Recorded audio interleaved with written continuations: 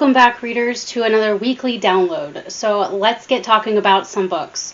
Last week we didn't have a video out, mainly because I was having some issues with the sound.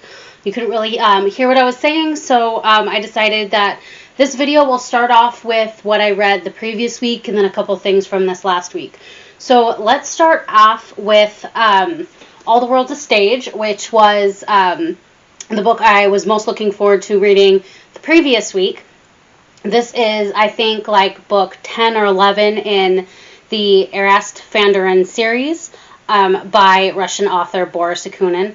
So I did enjoy the book. I would probably give it maybe a 7 out of 10. It wasn't my favorite in the series, but it was definitely good. Wasn't a huge fan of the leading lady in it and kind of the romance between her and the main character. So, I mean, there was that. However, if you want to check them out, I would definitely say start with Winter Queen, which is the first book in the series. And they're all mysteries. They're all a little bit different from each other, not just straight up mysteries that are exactly the same in every book. But go ahead and check it out, All the World's a Stage by Boris Akunin. So definitely check out this series, but start with the Winter Queen.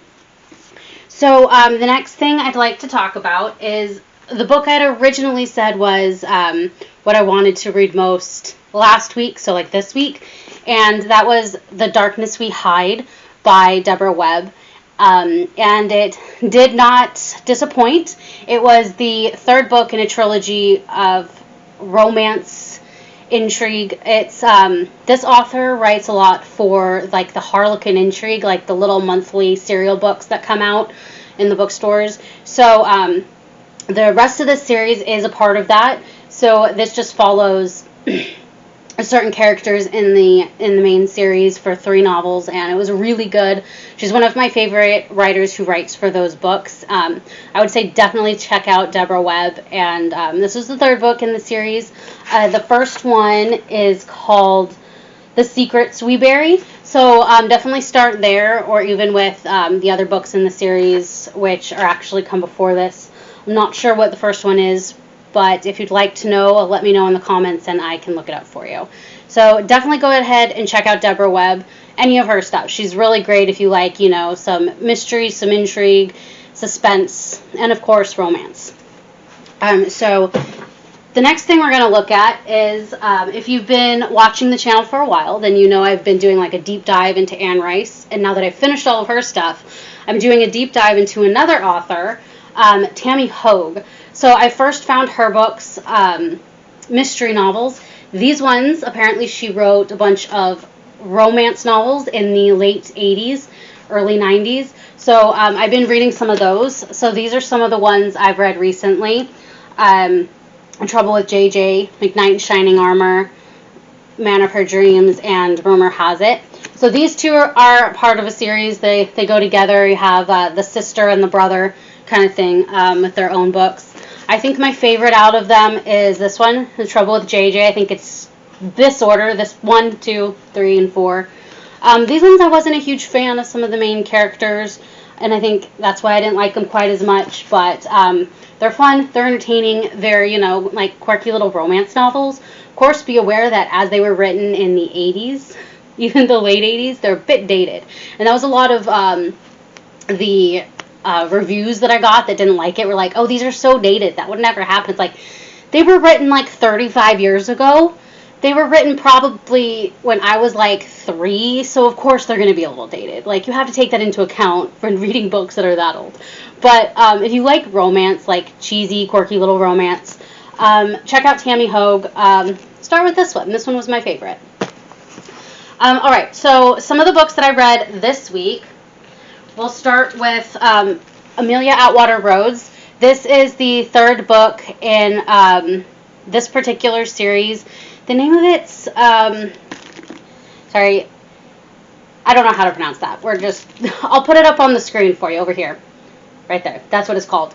And a lot of her books are kind of like intertwined, like the different series kind of, they go together, like this one, her Kesha Ra series, which takes place, I think, like, we're in the future, got shapeshifters and all of that. And this is kind of like a prequel to that because a lot of the same families are in it and stuff. It's set in the 1800s.